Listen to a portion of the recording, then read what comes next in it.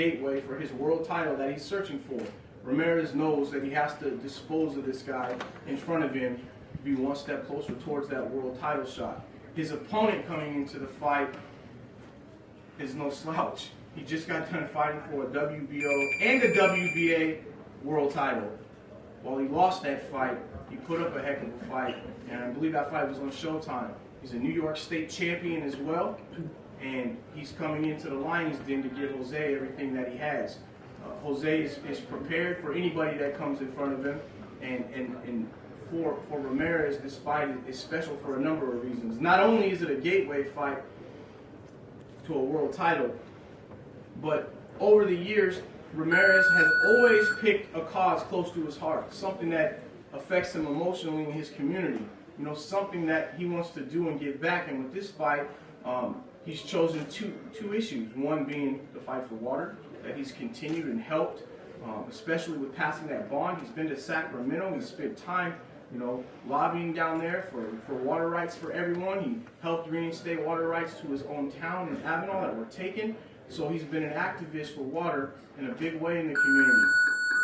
But on this card, he also wanted to touch on a topic that's important to him, and that's pro-immigrant and proud. If you look at our fight posters, if you look at our messaging, it says pro-immigrant and proud. Now that's not a message to start a debate for Jose or come into some, you know, big political argument with anyone.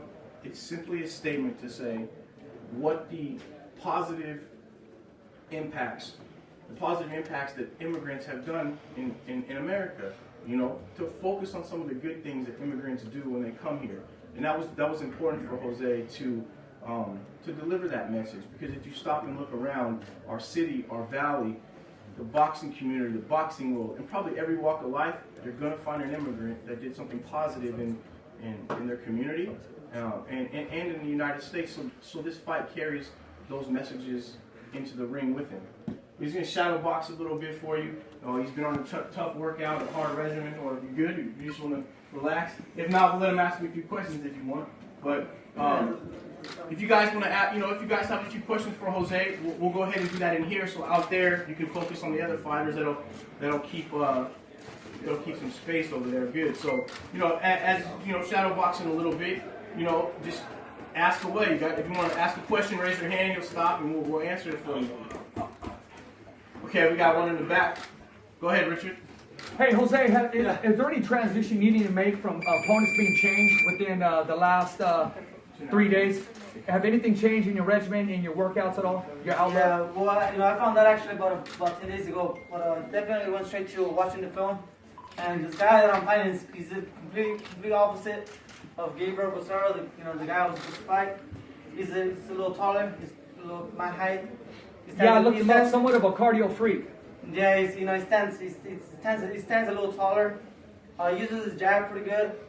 But actually, fighters like this, for me, I like to face because I'm able to use my body work better, and I think I'm going to be able to counterpunch this guy. Can you talk a little bit about pro-immigrant and proud and what that means?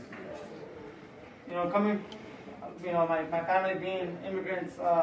And me being first generation here in the United States, it's pretty much sending a perfect example of, immigrants coming here to do something positive, and not just do anything,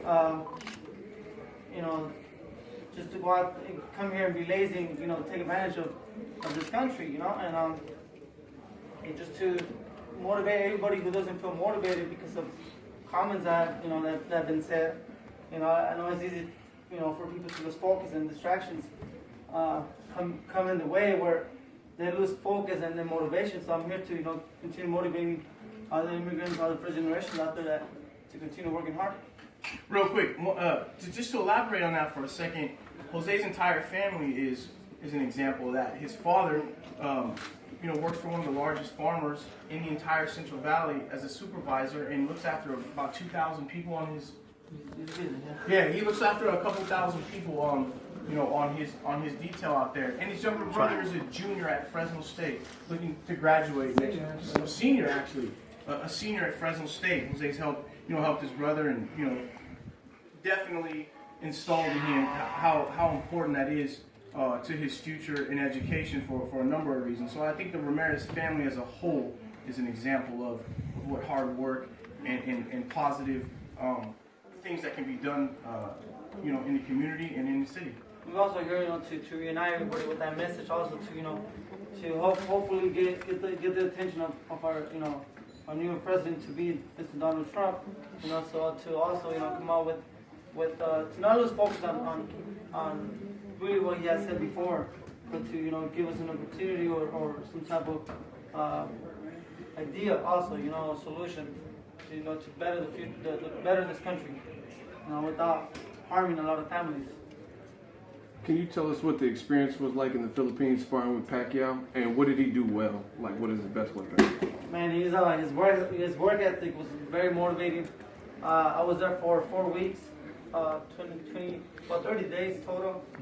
We did one of my toughest sparring sessions and one of his toughest sparring sessions. We went up to 6 rounds straight, 7 rounds straight.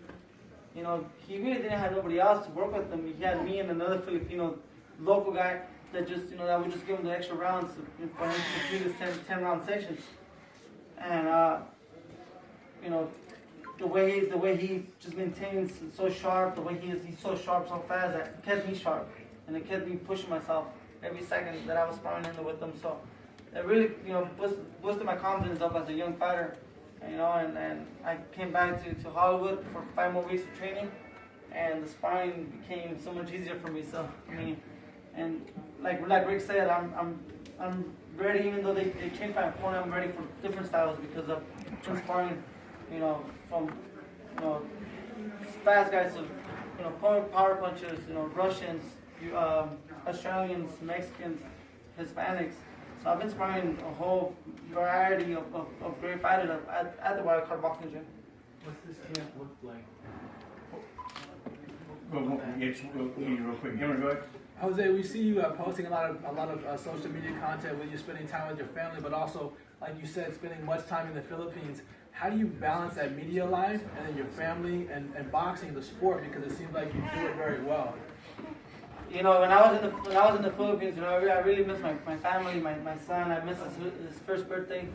It was, so when I came back, I decided to take my family with me to Los Angeles and, for them to spend this couple of weeks of my training camp. And all I was doing is, just resting, training, and spending time with my family, taking them out, to dinner once a week, and when it comes to social media, mainly it's just, just making that post and then kind of just, logging out or, replying once in a while when I got the chance. But it was mainly just to, put my focus on them and my focus on my training, without any distractions. Because lately there's been a lot of distractions for athletes because of a lot of, negativity that goes on in social media. And right now, that's one of the toughest things that I see that us athletes face is that, when you're doing well, they hype you up, but when they hype you, they're there, they motivate you. But then as soon as you face adversity and they see you vulnerable a little bit, then they come out with the worst critics and the worst comments. And I've been seeing that a lot. It's from the Andre Ward fight to other fighters fighting, and to even soccer teams, football teams. And when I grew up, the way my family supported a fighter, they were there 100% no matter they lost or they won. When I grew up, when I was young, I would cheer on the Cowboys no matter if we had the worst team, or cheer on the Chivas no matter if we had the worst team. And now it's different, man. So it's social media, you gotta be very careful because not everybody, they really don't have no limits with what they say. Go ahead, Mark. So you're back in Fresno fighting on what's one of the biggest arenas here in the States.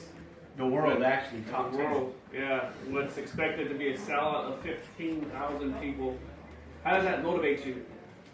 It motivates me as an athlete because I see the appreciation and I see how thankful the fans are for us to bring boxing here, and it's very motivating for me to see the support that I get and to see that there's a positive outcome with everybody united and supporting not just me but the local fighters who are also fighting in the card. And for me, all of us is very motivating. It kind of puts on a better show for everybody. It changes the atmosphere inside. So hopefully this Friday you guys will see not just us fighting, but also the vibration of the people cheering, and I think that's, you know, that takes boxing to another level. And just to elaborate real quick on that, one of the things he said is important to the undercards on a lot of these fights is that was something that Ramirez wanted to do early on and get a lot of younger fighters opportunities on these cards. Jose and I developed these fight series together, so when we go over a fight card, we often look at all of the people on there, Jose included, making decisions on which kids and who he thinks gets a chance. And there's been times where we've passed on guys out of town to give some of our local guys a chance to fight. And what's happened with that? Well, 4 or 5 of them have top-ranked promotional contracts for 5 years now and are making names for themselves. You've got guys like Daniel Valdivia that's going to be on TV in the ring that night. Jose has opened the door and actually got him on the card in Texas and in our cards, and now he's 10-0 now? 10-0 with an NABF title. So you're seeing actual stars created in front of your eyes that 2 or 3 years from now you'll see on HBO or Showtime. So that's been an important but fun aspect to these fights when we've created them. Luke? Oh yeah, well now I've changed my question. You brought up the negativity on social media. Well, I'm curious, there's a lot of negativity around Andre Ward, Sergey Kovalev. How did you see that fight if you saw it? My personal opinion. Oh, he doesn't know this yet. Let me tell him I'll first. keep it to So myself. he's going to be ringside watching the fight. I'm happy for him. He definitely fought like a champion that night. You can't disagree with that. He faced adversity the first couple rounds, but he got over the canvas and he finished strong. But it doesn't matter if he won or not. It just what I see is that because of one fight that he had, then they're gonna throw out some comments that that he's the worst. On either both sides of the fighters. But at the end of the day, what I'm really trying to say is that it doesn't matter what people say, man. It's if you believe in yourself, and if you know you have the talent, forget the personal opinions. Just focus on what really matters. Focus on your team, on who's next to you, and I have my family, I have my son, and I know growing up I never believed anybody beating up on my dad. So, and I still believe it to this moment, and I know no one can touch my dad. My dad never boxed. But I want to be that hero to my son. I want to be that hero, potentially being that hero to my family. So I feel that, no matter what people say, or if I'm ready or not, if I feel ready, I'll be ready. And it's going to show every time I step in the ring. Tommy or Anthony? A little bit.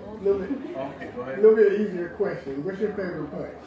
My favorite punch? Yeah. The left hook to the body. Left hook to the body. All right. Left hook to the body. I like to sit on that. That's filled many emergency rooms over the past 4 years. We're actually okay whenever the questions are done, and just need a little bit more video of the other channel. Okay. Anybody else in the back have a question? I mean, you can ask him anything while he's here. What his favorite food is, to who he wants to fight in the future. I believe previously you had training in Wildcard. You've seen Chavez Sr. out there. What did he give you pointers on while he was there? Because I know he was a devastating body puncher, and you have that. Yeah, he was definitely attracted by the way I was hitting the mitts with Ferdy, and then when I was hitting it's all called the shield, the donut. Yeah.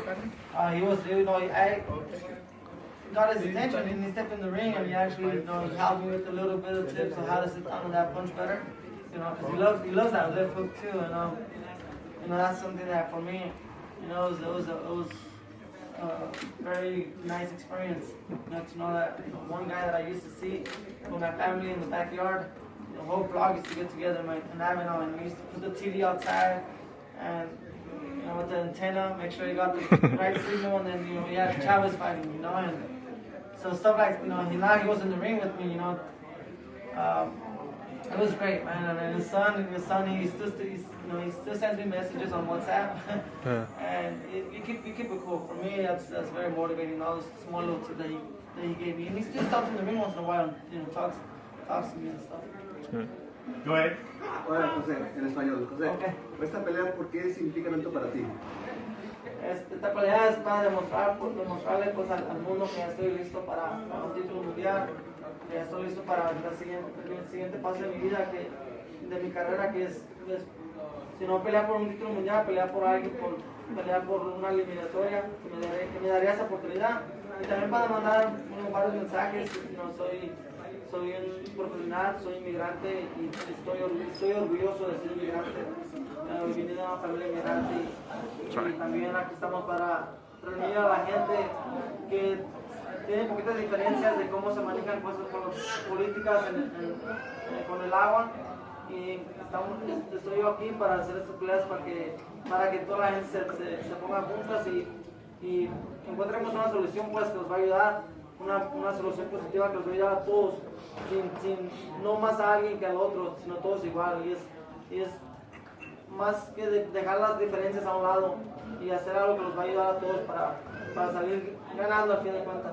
Porque si no, a veces uno se queda sin nada por querer agarrar más. So Jose, I want to take a picture. Hey Fight fans, if you haven't already subscribed to our channel, make sure you go ahead and do so because Behind the Gloves is worldwide with our coverage. All you have to do is click this little link right here.